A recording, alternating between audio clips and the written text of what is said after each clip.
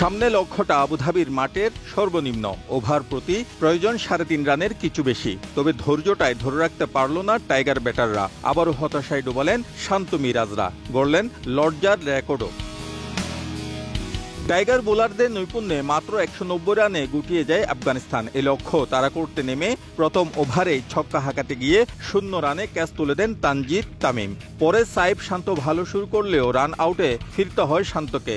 সাইফ বড় ইনিংস খেলার সম্ভাবনা জাগালেও নামের পাশে ২২ রানেই যোগ করতে পারেন ডানহাতি ব্যাটার। ৭৯ রানের ৪ উইকেট হারিয়ে চাপে বাংলাদেশ। তবে দায়িত্বহীন ব্যাটিং তৌহিদ হৃদয়ের। বড় শট খেলতে গিয়ে রশিদ খানের গুগলিতে হন বোল্ড। ব্যক্তিগত রান ২৪। জাকের সোহান বড় পার্টনারশিপ করার স্বপ্ন দেখালেও আগাতে পারেননি বেশি দূর। এই দুজন ফিরলে অনেকটা নিশ্চিত হয়ে যায় টাইগারদের হার। বাকিরা ২ অঙ্কের সংখ্যা স্পর্শ করার আগেই ফেরেন প্যাভিলিয়নে। ১০৯ রানে অল আউট বাংলাদেশ। সর্বোচ্চ ৫ উইকেট রশিদ খানের। সঙ্গে ১ ম্যাচ হাতে রেখেই আফগানদের সিরিজ জয়।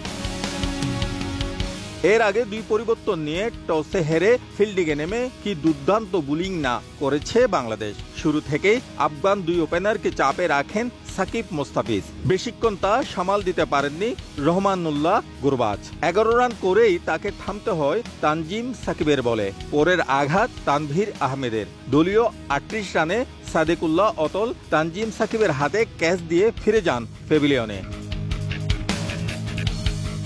ইব্রাহিম জাদরান অবশ্য চাপ সামলে নেন। পরে অধিনায়ক মেহেদী মিরাজ ফেরান হাসমতুল্লাহ শহীদীকে। রিশাদের শিকার আজমতুল্লাহ ওমর যায়। এরপর নবীর সঙ্গে জাদরানের পার্টনারশিপ দেখায় কিছুটা আলোর মুখ। তবে ৩৯ রানে তাদের জুটি ভাঙেন সাকিব। জাদরান অবশ্য খেলে গেছেন একাই। তবে সঙ্গী হয় সেঞ্চুরি মিসের আক্ষেপ। ৯৫ রানে ফিরে যান ব্যাটার। পরে ২ বার জীবন পাওয়া গাজানফারের ২২ রানে ১৯০ রান পর্যন্ত যেতে পারে আফগানিস্তান।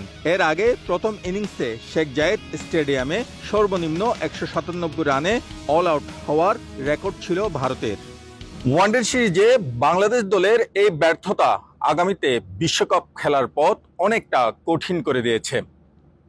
এই মুহূর্তে দলের ত্রুটি বিচ্যুতি না সরালে সামনে আরো বড় ধরনের বিপর্যয় নেমে আসতে পারে। শিবলাল সাদিক, সময় সংবাদ, আবুধাবি শেখ জায়েদ ক্রিকেট স্টেডিয়াম, সংযুক্ত আরব আমিরাত।